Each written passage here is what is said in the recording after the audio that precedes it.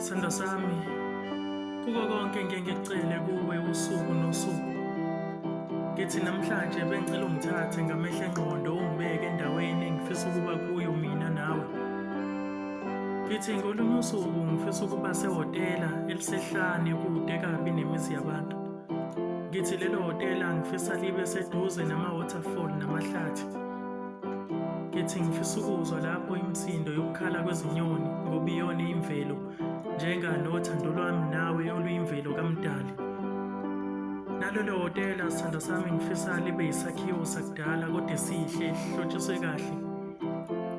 Kakhulukazi kwanda kilo izinto eziyimvelo. Ngithi angiwufisi omunye umsindo kulelo hhotela, ngifisa kube umsindo wami nawe. Sibhekane emehlweni kuhle kwamajuba echobana.